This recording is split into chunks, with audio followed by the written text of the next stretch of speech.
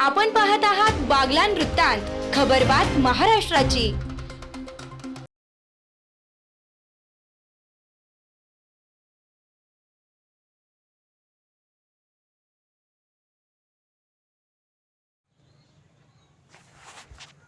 आदिवासी बांधव झाले भक्तीत लीन। 15 दिवसाच्या डोंगरादेव उत्सवाला उत्साहात प्रारंभ।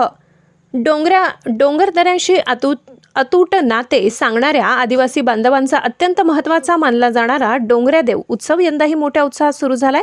नोव्हेंबर 22, 2025 पासून सुरू झालेला हा 15 दिवसाचा उत्सव 5 ते 6 डिसेंबर म्हणजे पौर्णिमा येईपर्यंत चालणार।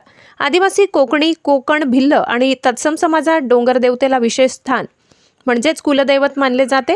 शेतातील पिकांची कापणी व कामे घाईघाईने आवरून झाल्यावर कार्तिक महिन्यातील पौर्णिमेनंतर चंद्रदर्शनाच्या वेळेनुसार या उत्सवाला सुरुवात होते। यंदा 22 नोव्हेंबर रोजी विधिवत पूजनाने उत्सवाला प्रारंभ झाला।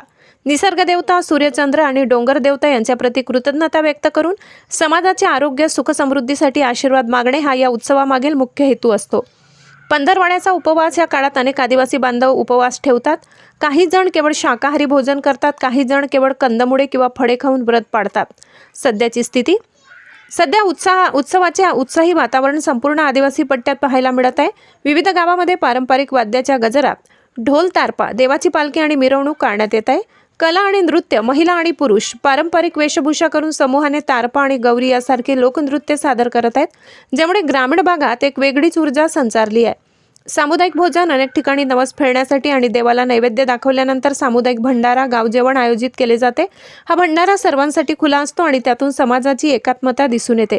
15 दिवसांचा उत्सव आदिवासी संस्कृती आणि त्यांच्या निसर्गपूजन परंपरेचा एक जिवंत वारसा आहे। डिसेंबर 5 पर्यंत चालणाऱ्या या उत्सवात भाविकांची मोठ्या प्रमाणात गावागावातील लहान मोठे सगळे सोयरे, नातेवाईक, सामाजिक व कार्यकर्त्यांची गर्दी पाहायला मिळते। बागलाण वृत्तांतसाठी अशोक शिंदे।